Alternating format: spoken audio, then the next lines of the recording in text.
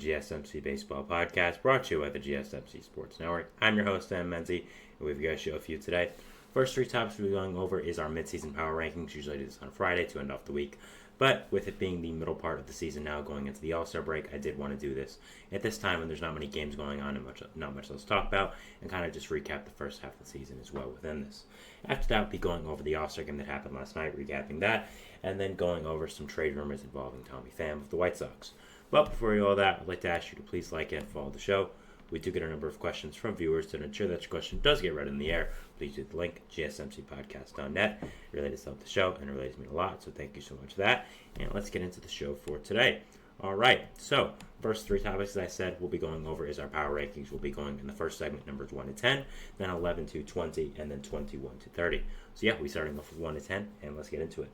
So starting off at number 1, which is what I believe has been the best team in baseball throughout this first half of the season. We are at the All-Star break now, so this is the team I think has been the best so far, and that is going to be the Philadelphia Phillies. Now, I don't really think it's a debate at this point, to be honest. They have the best record in baseball. The way they've just consistently won this year is absolutely incredible, and they really just have been a really, really fantastic team to watch. Their pitching has been incredible with guys like Zach Wheeler, Aaron Nola, who are already at the top of the rotation, now getting help from their rotation with guys like Ranger Suarez, Christopher Sanchez, Spencer Turnbull, who broke out. You also have Taijuan Walker, who's getting paid a ton of money, who's not even in the rotation because everyone else has been so good. The offense is also incredible with so many superstars like Bryce Harper, Trey Turner, Alec Bohm broke out, Kyle Schwarber is always incredible, JT Realmuto is one of the best catchers in the league, so go on and on about this Phillies team, how fantastic they are, but I think it's pretty clear for the first half of the season, they are the best team in baseball, and they deserve to be at number 1 here. Number 2, I'm going to be having our first AL team on here. From the AL East, of course, the Baltimore Orioles. The Orioles, like the Phillies, have also been absolutely incredible this year. The offensive talent this team has is just out of this world. I don't think we've seen anything like this in a long time. And their pitching's been much better this year than last year as well. Even with the injury to Kyle Bradish, the Golden Burn trade has been essential to the team's success with how fantastic he has been. You've also had some nice breakout performances with Grayson Rodriguez, who's been good. Albert Suarez held the rotation down early in the season, even though he has regressed a little bit. And even with some of the other depth starters injured as well, like Tyler Wells, John Means, you still had to call up a prospect like Kate Bovich, who has provided legitimate innings for you. So this Orioles team is absolutely fantastic. They're only going to get better with time, and I expect to see them on the top of these kind of lists for years and years to come. Number 3, we have another AL team, the Cleveland Guardians. What a fantastic season this Guardians team had. Going into this year, I really did not expect much from them. I really did not think that they would be that good of a team. I kind of thought they would be in the 3rd or 4th place of the AL Central. Very mediocre, but even with Shane Bieber going down to Tommy John surgery in the start of the season, this team has just been absolutely fantastic. The offense is legit. Their bullpen is incredible with Emmanuel Clase, who's making a claim as the best closer in baseball at the back end. And the way I've kind of thought about the Guardians these past few days now when making this list is if the Cardinals were really good, because I think there's a lot of comparisons with the Cardinals to them. A lot of offensive talent, which both the Guardians and Cardinals have, not a great rotation, but an elite bullpen. The Cardinals have an elite bullpen at the back end. Andrew Kitteridge, Jojo Romero, Ryan Fernandez, Ryan Helsley, all fantastic relievers. Guardians have that as well with Emmanuel Clase, of course, at the back end, but some other breakout performances like Kate Smith and Hunter Gaddis as well. Both don't have great rotations, but the offensive talent they have is incredible, and I think the Cardinals could be this type of team if their lineup lived up to the standards that we expected and played like the Guardians is right now. I mean, it's been absolutely fantastic. Stephen Kwan, Josh Naylor have become superstars, and Bo Naylor has become a really nice steady presence at the catcher position as well. And yeah, overall this team is absolutely fantastic. They do have some needs at starting pitcher, just like the Orioles, but I'm sure they'll get it done. I'm sure they'll get someone with the prospect capital they have. 4 is going to be the Los Angeles Dodgers. Not much to say about the Dodgers. I mean, they're a team filled with superstars that everyone expects every single year to be at the top of these kind of lists. They're an absolutely fantastic team. And again, with the amount of talent they have, they should be at the top of these lists. They should be in this kind of contention. And, they have been hit hard by injuries. I think if it wasn't for that, they probably would have been a little bit higher. But Mookie Betts is going to be out for a little while. So is Yoshinobu Yamamoto. I think they definitely need to acquire an outfielder and a starting pitcher. But if anyone can do it, it's them. I mean, the prospects they just pull out of themselves every year is incredible. and just the capital they possess is really, really fantastic. So we definitely watch this team at the trade deadline, but with the amount of superstars they have, they always have to be at the top of these kind of lists for a good reason. Number 5, I'm going to be having the New York Yankees. The Yankees were either 1 or 2 in this list basically all year, but really have hit some rough spots. They did just beat the Orioles in a series, winning 2 out of 3 games in Baltimore, but the Orioles beat them before, and in the last game, the Yankees pretty much embarrassed themselves the way they lost, so I'm giving a little bit of edge to the Orioles. That's why I have them number 1. And the Yankees' flaws become much more prevalent over these past few weeks or so. They have Aaron Judge and Juan Soto in their lineup, yes, but other than that, they don't really have much.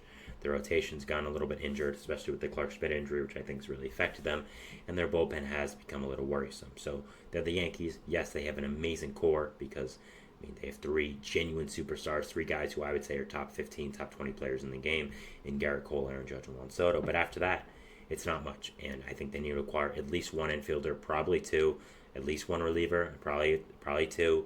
And that's not really an easy thing to do right now with them. They have some good prospects, but I just don't think they're going to be willing to trade a Jason Dominguez, a Spencer Jones, not even really a Chase Hampton. So it'll be interesting to watch this team and what they do end up doing. But they do have some issues they have to fix. But overall, still a fantastic team. At 6, I have from the National League Central, the Milwaukee Brewers. I did not expect much from the Brewers this year. After the Brandon Woodruff injury and the Corbin Burns trade, I really expected the Brewers to kind of just be mediocre this year, waiting for next year to be better. But with some breakout performances from the offense, like Willing Contreras becoming a genuine superstar, Jackson Chourio living up to all expectations, guys like Sal Frelick coming through, it's been really great. And again, kind of like the Guardians, they have a great bullpen, but not a great rotation. And I think they do need to acquire a rotation. They need to acquire at least 1 or 2 arms if they want to compete. Freddie Peralta is great, but with the injuries to guys like DL Hall, Robert Gasser, Wade Miley, you need some pitching depth. And if I'm them, that's my number 1 priority. And they have a really good future. Just if you want to compete this year, you need some starting pitching. And if I'm them, I'm looking to get whatever I can. Number 7, we have from the National League East, our second placement there, Atlanta Braves. Now, the Braves usually would be higher in this kind of list. I think that's really what we expect from them, but they, of course, have been hit very hard by injuries this year. Spencer Strider and Ronald Acuna Jr. are out for the entire year, and those have really affected them. Their rotation still is stood strong with Chris Sale and Reynaldo Lopez really manning the ship, Max Fried also being great, but I don't know if Reynaldo Lopez and Chris Sale are going to continue the strong performances they've had, and the depth is a little worrisome after those guys as well. Hurston Waldrop got hurt, and I don't really think he's going to be a big part of their depth anyways. AJ Smith-Shawver is kind of a question mark, so it'll be interesting to watch there. The lineup is always, of course, fantastic. It has been a little underperforming this year, especially with the Acuna injury, but you still have so many superstars on this offense that it's not going to stay like that for long. You, of course, have Sean Murphy, Matt Olson, Ozzie Albies, Austin Riley, Michael Harris, Jared Kelenich's become a really nice piece for you guys as well. Marcell Ozuna's had an amazing season, which is in the home run derby. So this Braves team is absolutely fantastic. They have, of course, have dealt with injuries, maybe the most of any team this year, but still have such an incredible core that I think they deserve to be on this list and at this placement as well.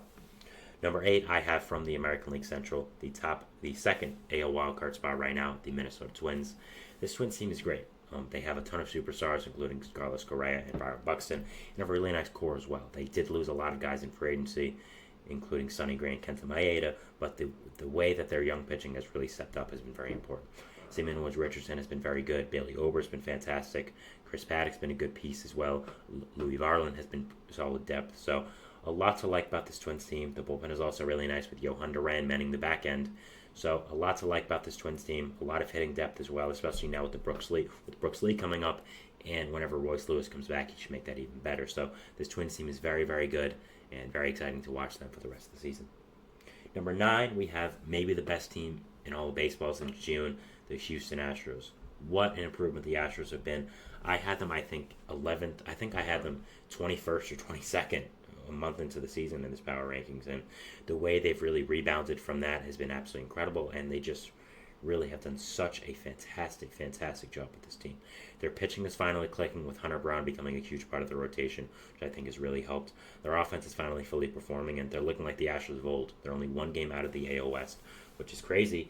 And the fact is, I have them above the Mariners, who are above them in the AL West. The Astros right now are second, and I have them in these power rankings as the best team in the American League West. The reason is they've just simply been the best team in June. Yeah, they've been the best team in baseball since June. And the way that their team has come together, finally lived up to their standards, mainly the pitching staff, has been really, really incredible. and I think they deserve all the praise they're getting right now as a team, and really they have been absolutely fantastic. Number 10, we have a team like them, the New York Mets. The Mets were in a similar position as the Astros. We're looking really bad this entire year, had a really bad May, and we're looking to be surefire sellers, and we're at the bottom of these lists, 23, 24, and as a Mets fan, you can see the jersey behind me, it hurt a lot. But they've done a lot better recently, and I think they have solidified themselves as a top 10 team in baseball, and they're currently in a playoff position. The way this team has just rebounded fully, the way they've played in June and July has been absolutely incredible. They've had a rallying cry now with Jose Iglesias' song, the whole Grimace situation. It seems like vibes are good in Queens. And this team overall looks really, really good. And yeah, this team has done absolutely fantastic. They're getting their ace back in Kodai Senga soon. The offense has been absolutely killer. Francisco Alvarez, Pete Alonso, Brandon Nimmo, Francisco Lindor, Mark Vientos, JD Martinez, Harrison Bader have just been absolutely incredible pieces of this offense, and this team is a joy to watch, and man, have they been fantastic this year. So that is our first segment here, going over the top 10 portion of this Power Rankings. Moving into our second segment, which is going to be talking about the 11 to 20 portion of the Power Rankings as well. So continuing on with this conversation. So yeah, talk about that, and we'll see you after the break. So thank you, and bye.